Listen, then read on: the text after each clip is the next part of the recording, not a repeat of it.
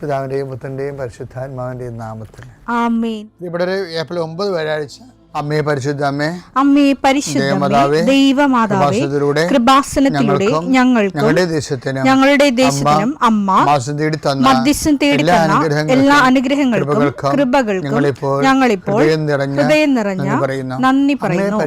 അമ്മേ പരിശുദ്ധമേ, ദൈവമാതാവേ, 2004 ഡിസംബർ 7 ഉച്ചകഴിഞ്ഞ് 2:30 കൃപാസനത്തിൽ സംഭവിച്ച അമ്മയുടെ പ്രത്യക്ഷപ്പെടലിനെ കുറിച്ച് തിരുസഭയ്ക്ക് സമർപ്പിച്ചിരിക്കുന്ന പഠനരേഖകളുടെ മേൽ സഭാത്മകമായ പഠനം ആരംഭിക്കുവാൻ ഞങ്ങൾ പ്രാർത്ഥിക്കുന്നു.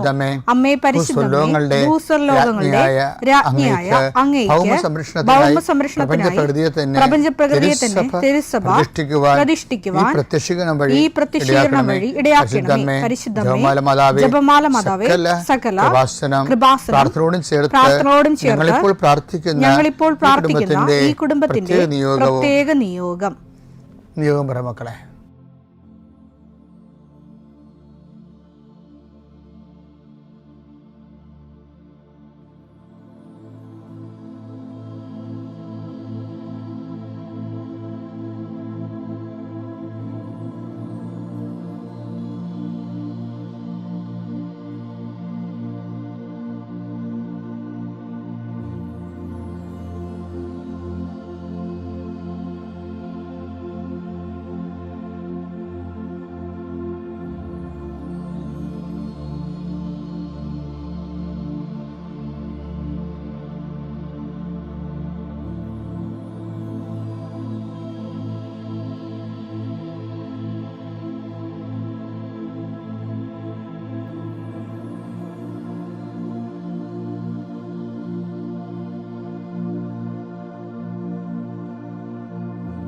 അമ്മയുടെ പ്രത്യക്ഷീകരണത്തിന്റെ ഈ അനുഗ്രഹവേളയിൽ ഞങ്ങൾക്ക് സാധിച്ചു തരുവാൻ കനിയണമേ.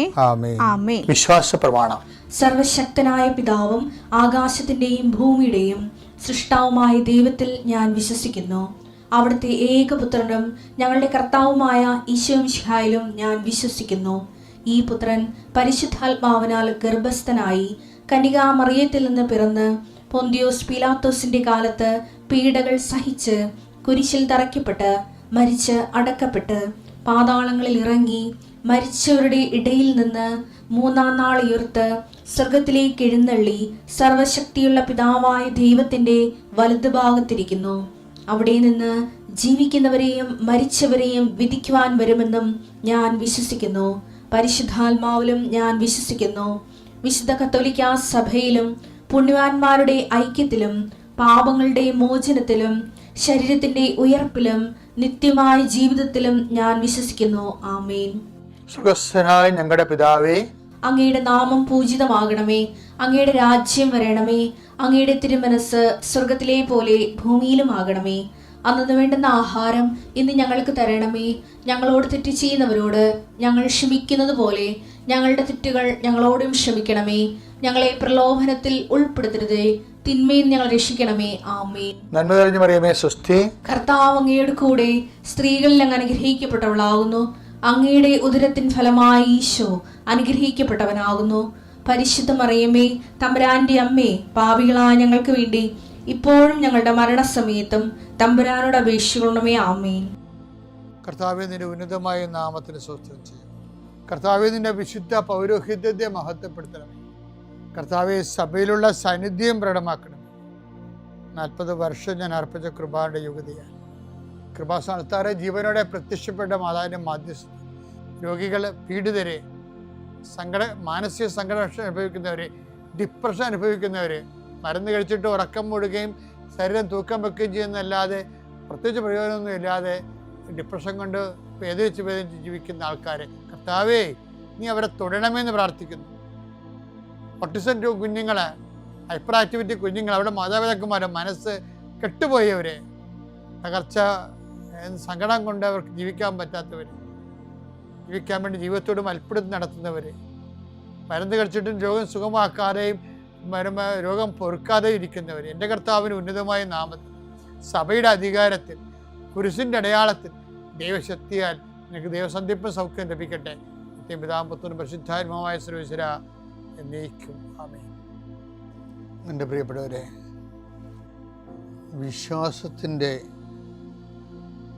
ഒരു ഭൗതിക സാഹചര്യമുണ്ട്, ഭൗതിക സാഹചര്യമില്ലാത്ത വിശ്വാസവുമുണ്ട്.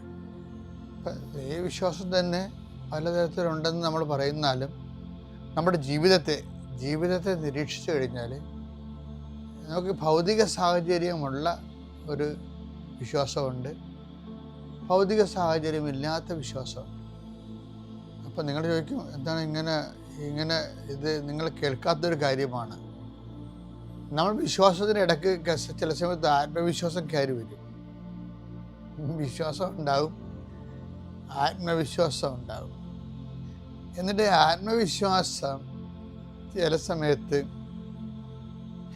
വിശ്വാസത്തെ ഡയല്യൂട്ടാക്കി കളയും.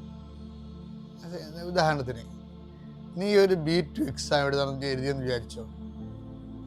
അപ്പം നീ ഉടമ്പടി എടുത്തിട്ടുണ്ട്, ദൈവത്തോട് പ്രാർത്ഥിച്ചിട്ടുണ്ട്, പക്ഷെ നിനക്കൊരു ആത്മവിശ്വാസമുണ്ട്. എന്താണ്? മൊഡ്യൂൾസ് എല്ലാം ക്ലിയർ ചെയ്തല്ല എന്നുള്ള ആത്മവിശ്വാസം. നന്നായിട്ട് സംസാരിച്ചു, നന്നായിട്ട് എഴുതി, നന്നായിട്ട് റീഡ് ചെയ്തു. അതുപോലെ എന്ത് വിഷയത്തിനായാലും എല്ലാ വിശ്വാസങ്ങൾക്കും ഇടയിൽ ഒരു ഭൗതിക സാഹചര്യം ഉണ്ട്. ആ ഭൗതിക സാഹചര്യമാണ് നമുക്ക് ആത്മവിശ്വാസം തരണത്. ആത്മവിശ്വാസം ചില സമയത്ത് വിശ്വാസത്തെ ഡാമേജ് ആക്കും, ഉപദ്രവിക്കാൻ തുടങ്ങും. അത് നമ്മൾ ശ്രദ്ധിക്കണം. ചിലക്ക് വിശ്വാസത്തിന് ഭൗതിക സാഹചര്യം ഇല്ലെങ്കിൽ വിശ്വാസം വർക്കൗട്ട് ചെയ്യത്തില്ല. അപ്പം നിങ്ങൾ ചോദിക്കും, അച്ഛൻ എന്തിനെക്കുറിച്ചാണ് ഈ പറഞ്ഞുകൊണ്ട് വരുന്നതെന്ന് ചോദിച്ചാൽ ഞാൻ ചെറിയൊരു ഉദാഹരണം പറയാം, അപ്പോൾ നിങ്ങൾക്ക് എല്ലാം മനസ്സിലാകും. കർത്താവ് പണ്ട് 10 ദിവസം കൊണ്ട് പറഞ്ഞില്ലേ, ആഴങ്ങളിലേക്ക് നീക്കി വലയിറക്കാൻ ഇല്ലേ? അപ്പോൾ 10 ദിവസം പറഞ്ഞത് കർത്താവിൻ്റെ കമാൻഡായിരുന്നു. പക്ഷെ ദൈവം കൽപ്പിച്ചതാണെങ്കിലും 10 ദിവസം ഒരു ആത്മവിശ്വാസം ഇല്ലായിരുന്നു. എന്താ കാര്യം? ഭൗതിക സാഹചര്യമില്ല. ഈ പറഞ്ഞ ദൈവകൽപ്പന ആണെങ്കിൽ പോലും അത് നടക്കാനുള്ള ഭൗതിക സാഹചര്യങ്ങളില്ല. എന്താണ്? 2 കാര്യങ്ങളാണ്. ഒന്ന്, രാത്രി മുഴുവൻ പണിപ്പെട്ടിട്ട് ഞങ്ങൾക്കൊന്നും കിട്ടിയിട്ടില്ല എന്നുള്ളതാണ്. ലൂക്കാ 5:4 സംസാരിച്ചു തീർന്നപ്പോൾ അവൻ ശിമയോനോട് പറഞ്ഞു ആഴത്തിലേക്ക് നീക്കി മീൻ പിടിക്കാൻ വലയിറക്കുക. ശിമയോൻ പറഞ്ഞു. അപ്പൊ ശിമയോന് അങ്ങനെ പറഞ്ഞെങ്കിലും ഒരു ആത്മവിശ്വാസം ഇല്ല. എന്താ കാര്യം? ആത്മവിശ്വാസത്തിന് പറ്റിയ ഭൗതിക സാഹചര്യമില്ല. അതുകൊണ്ടാണ് ശിമയോൻ പറഞ്ഞു. എന്ത് പറഞ്ഞു? ഗുരു, രാത്രി മുഴുവൻ അധ്വാനിച്ചിട്ടും ഞങ്ങൾക്ക് ഒന്നും കിട്ടിയില്ല. അപ്പൊ ഇതാണ് സാധനം, ഞങ്ങൾക്കൊന്നും കിട്ടിയില്ല. അതുകൊണ്ട് ഒരു മനാമസോടെ മടുപ്പാ ഭയങ്കര. ഇപ്പൊ ചിലർക്ക് പറയല്ലേ, പ്രാർത്ഥിക്കാൻ മടുപ്പെന്ന് പറയലേ. ചില ആൾക്കാർക്ക് പ്രാർത്ഥിക്കാൻ മടുപ്പുണ്ടല്ലോ. അതിൻ്റെ കാര്യം എന്താണ്? ഈ ഭൗതിക സാഹചര്യം. ഇപ്പം നിങ്ങൾ എഴുതിയ പരീക്ഷ ഫ്ലോപ്പാണെന്ന് വിചാരിച്ചോ. അപ്പം നിങ്ങളോട് അമ്മ പറയും, മോളെ പ്രാർത്ഥിക്കും മോളെ. പക്ഷെ നിങ്ങൾക്കൊരു മടുപ്പുണ്ട്. എന്താണ്? നിങ്ങൾക്കറിയാം 2 ക്വസ്റ്റ്യൻ വിട്ടുപോയിട്ടുണ്ട്, 20 മാർക്കിന് 2 ക്വസ്റ്റ്യൻ വിട്ടുപോയിട്ടുണ്ട്. അപ്പോൾ അതിൻ്റെ ഭൗതിക സാഹചര്യം നിങ്ങൾക്കെതിരാണ്. അപ്പം അതുകൊണ്ടാണ് ഈ മടുപ്പ് വരുന്നത്. എന്താണ്? നമ്മൾ ചെയ്യാനുള്ള ചെയ്തിട്ടില്ല, പിന്നെ എന്തിനാണ് ഇങ്ങനെ പ്രാർത്ഥിച്ചിട്ട് എന്താ പ്രത്യേകിച്ച് പ്രയോജനം? അതാണ് മടുപ്പ് വരുന്നത്. പക്ഷെ ഒരു കാര്യമുണ്ട്, ക്രിസ്ത്യൻ പ്രെയറിൽ മടുപ്പ് വരേണ്ട കാര്യമില്ല. ഭൗതിക സാഹചര്യങ്ങളില്ലെങ്കിലും മടുപ്പ് വരേണ്ട കാര്യമില്ല. അത് ശിമയോൻ, അത് ഈ ഉടമ്പടിയുടെ ഗ്രേറ്റ്നെസ് അതല്ലേ. അതുകൊണ്ട് ശിമയോൻ പറഞ്ഞത് എന്താണ്? രാത്രി മുഴുവനും അധ്വാനിച്ചിട്ട് ഞങ്ങൾക്കൊന്നും കിട്ടിയില്ല. അപ്പം മടുപ്പാണ്. എങ്കിലും നീ പറഞ്ഞതനുസരിച്ച് ഞാൻ വലയിറക്കാം. അപ്പോൾ നമ്മുടെ ആത്മവിശ്വാസത്തിൻ്റെ ഭൗതിക സാഹചര്യത്തിന് 2 തലങ്ങളുണ്ട്. ഒന്ന് ഭൗതികമായിട്ടുള്ള കറക്റ്റ് വിഷയങ്ങൾ, രണ്ടാമത്തത് എന്താണ്? കർത്താവിൻ്റെ വാഗ്ദാനങ്ങൾ, കർത്താവിൻ്റെ വചനങ്ങൾ. അതാണ് 10 ദിവസം പറയണത്. എങ്കിലും നീ പറഞ്ഞതനുസരിച്ച് കടലിൽ മീനില്ല, കിട്ടാൻ സാധ്യതയില്ല, മടുപ്പാണ്. പക്ഷെ മടുപ്പാണെങ്കിലും ഒരു ക്രിസ്ത്യനെ സംബന്ധിച്ചിടത്തോളം അവൻ്റെ ആത്മവിശ്വാസം ഭൗതിക സാഹചര്യത്തിലല്ല, കർത്താവിൻ്റെ വചനങ്ങളിലാണ്. അതുകൊണ്ടാണ് ഈ ഉടമ്പടി ഇത്രയും കത്താൻ കാര്യത്താൽ ഉടമ്പടി നമ്മൾ എന്താ ചെയ്യണത്? നമ്മുടെ കയ്യിൽ അതിൻ്റെ പ്രഖ്യാപിത പ്രിൻസിപ്പിൾ എന്താണ്? Not by merit but by grace. അത് എപ്പോഴും മറന്നു പോരുന്നത്. ഞങ്ങളുടെ കഴിവ് കൊണ്ടല്ല, നിൻ്റെ കൃപ കൊണ്ടത്. അതാണ്. അപ്പം കൃപയെന്നുള്ള സംഭവം അവിടെ നിൽക്കുന്നുണ്ട്. കൃപയെന്നും പറഞ്ഞ സംഭവം. അപ്പോൾ ഞങ്ങളെ ഉടമ്പടിയിൽ നിങ്ങളെ ട്യൂട്ട് ചെയ്തെടുക്കുന്നത് എങ്ങനെയാണെന്നറിയാമോ? നിങ്ങളുടെ ഭൗതിക സാഹചര്യങ്ങൾ ഞങ്ങൾ ഒരിക്കലും ഒരു അഡ്രസ്സ് ചെയ്യത്തില്ല. നിങ്ങളെന്ന് വെച്ചാൽ അമിതമായിട്ട് ആ ഭൗതിക സാഹചര്യങ്ങളിൽ കഴിഞ്ഞ ദിവസം ഒരു സാക്ഷ്യം ഉണ്ടായി. ഒരാളിനോട് ഞാൻ പറഞ്ഞു, നിങ്ങൾ വിഷമിക്കേണ്ട, 74 എന്നൊരു നമ്പർ മാതാവ് കാണിക്കുന്നുണ്ടെന്ന് പറഞ്ഞു. അയാളോട് സാക്ഷ്യം പറഞ്ഞത്. അങ്ങനെ അയാളുടെ സാക്ഷ്യം കേട്ടപ്പോൾ ഞാനതൊക്കെ ഓർക്കണത്. അപ്പോഴേ ഇന്നിപ്പോൾ 8-ാം തീയതിയല്ലേ, ഞാനിത് റെക്കോർഡ് ചെയ്യുമ്പോൾ 8-ാം തീയതിയാണ്. അപ്പോൾ ഇന്നലെ അയാൾ കയറിപ്പോയി. ഇന്നലെ ഏതാണപ്പാ? മാതാവ് പറഞ്ഞ 7/4 ഏപ്രിൽ മാസം 4-ാം മാസം 7-ാം തീയതി. ഇന്നലെ അയാൾ കയറിപ്പോയി. അപ്പം അമ്മ പറഞ്ഞ 74 എന്ന് പറഞ്ഞാൽ അതാണത്. അപ്പം അതിന് അയാൾ പറഞ്ഞ വേറെ കാര്യമുണ്ട്. അയാളുടെ വീടോ സ്ഥലം എടുക്കുന്നതിന് അയാൾക്ക് ഒരു മാർഗ്ഗവും ഇല്ല. ശരിക്കും ഭൗതിക സാഹചര്യങ്ങളൊന്നുമില്ല. അയാൾക്ക് പരിചയമില്ലാത്ത ഒരാൾ 5 ലക്ഷം രൂപ കൊടുത്തയാൾക്ക്. ആ സാക്ഷി. അപ്പോൾ ഭൗതിക സാഹചര്യങ്ങളെ നമ്മൾ ചിലർ ഭൗതിക സാഹചര്യങ്ങൾ ഉണ്ടെങ്കിൽ മാത്രമേ മുന്നോട്ട് പോകത്തുള്ളൂ.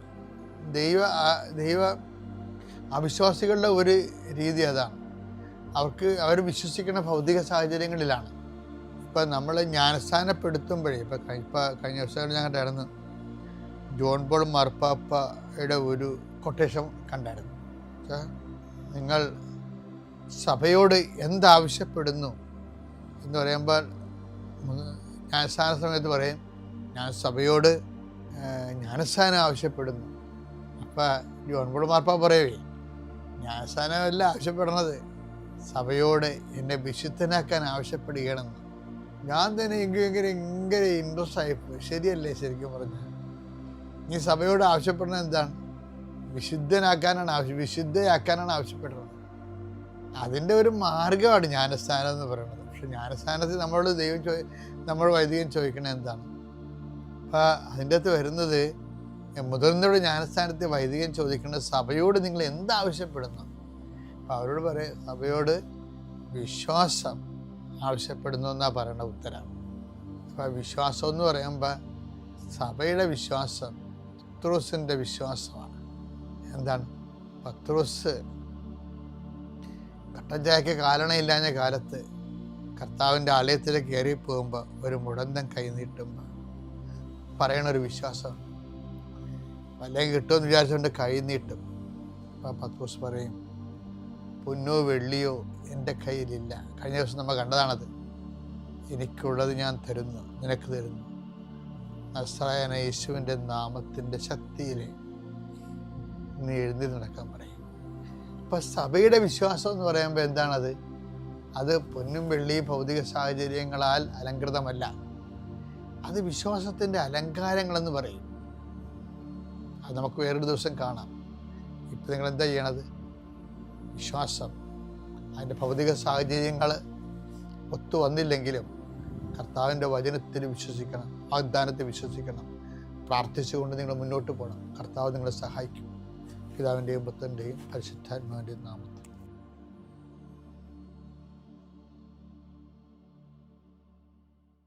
അത്യപൂർവ ദൈവാനുഭവങ്ങൾ ഇനി നിങ്ങൾക്കും സ്വന്തം.